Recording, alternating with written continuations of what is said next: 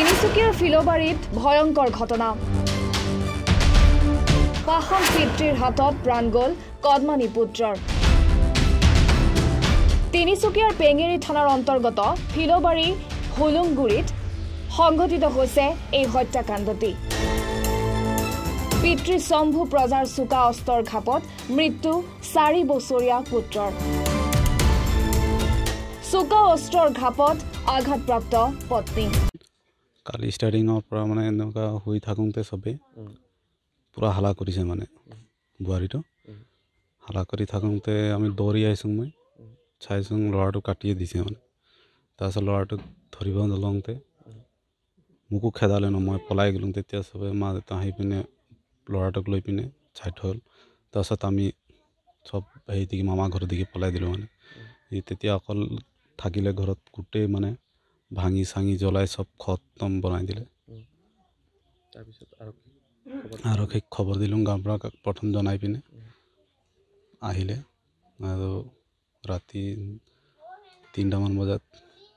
ধৰিলে মদ পানী তেনেকুৱা খোৱাই নাছিলে 1 মাহমান খোৱা নাই আগতেতো খাইছিলে এনেকুৱা পূজা নকৰাৰ আগতে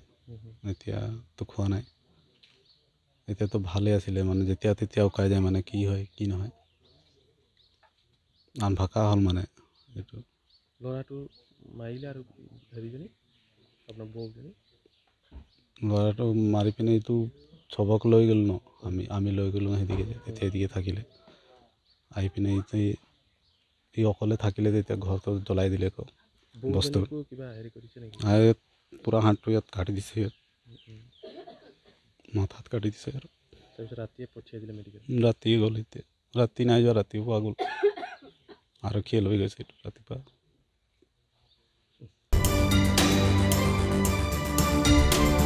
ঘটনাস্থলীত উপস্থিত হ'ল পেঙেৰী থানাৰ ভাৰপ্ৰাপ্ত আৰক্ষী বিষয়া আঘাতপ্ৰাপ্ত পত্নীক উন্নত চিকিৎসাৰ বাবে প্ৰেৰণ কৰা হ'ল অসম চিকিৎসা মহাবিদ্যালয়লৈ আৰক্ষীয়ে ইতিমধ্যে গ্ৰেপ্তাৰ কৰিছে অভিযুক্ত শম্ভু প্ৰজাক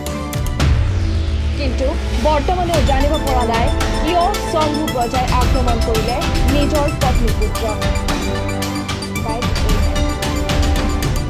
ডুমডুমাৰ পৰা ৰঞ্জিত ছেত্ৰীৰ ৰিপৰ্ট এনি ভাৰত 24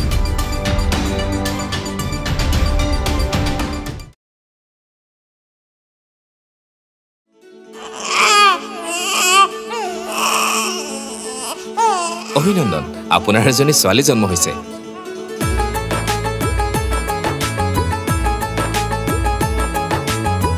লাহি পাহি এজনী পৰি আহিলে ঘৰখন উজলি